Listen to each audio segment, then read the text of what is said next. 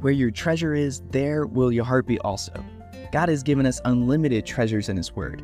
Every time we open it, we can discover a new treasure or admire an old one. What will we find today?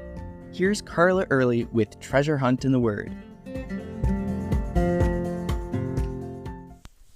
Have you ever said something and thought, as it was coming out, that really wasn't very nice? Why did you say that? But of course, you can't stuff those careless words back in your mouth. A few months ago, I did that. I was trying to describe someone to another person, and I used a less than attractive way of explaining her.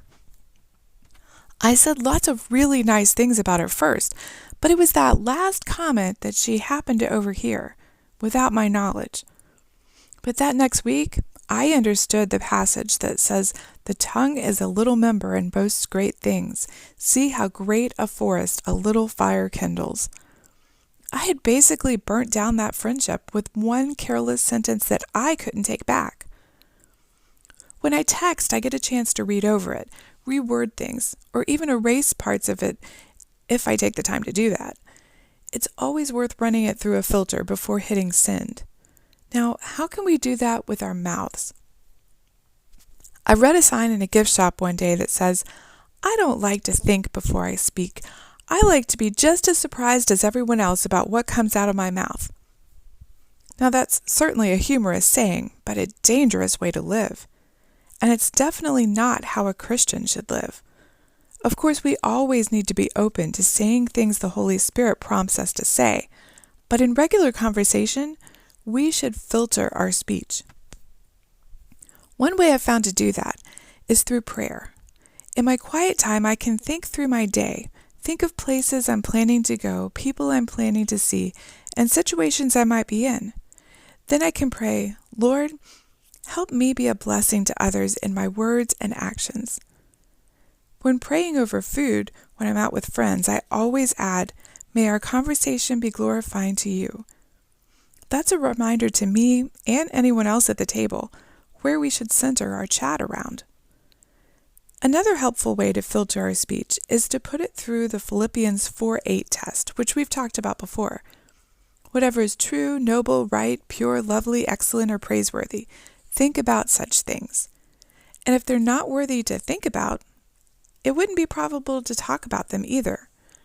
Again, it takes a bit of time, but in general, if you question whether it's an appropriate thing to say, it's probably best if it goes unsaid.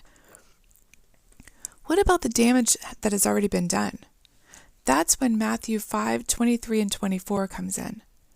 "If you bring your gift to the altar, and there remember that your brother has something against you, leave your gift there before the altar and go your way. First be reconciled to your brother, and then come and offer your gift."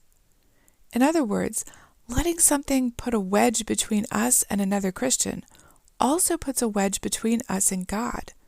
We can't worship God properly without a clean conscience. So the only thing to do is, as quickly as possible, humble ourselves, go to our brother, apologize, and ask for forgiveness. I did that with my friend, and though it didn't automatically fix the relationship, it was a first positive step to healing that friendship. Do you have trouble filtering your speech? Do you have any tips for me? You can contact us at treasurehuntintheword@gmail.com. We'd love to hear the treasures God has given you through His Word. You can listen to other episodes on our website, which you can find in the description below. Thank you for listening, and remember, where your treasure is, there will your heart be also.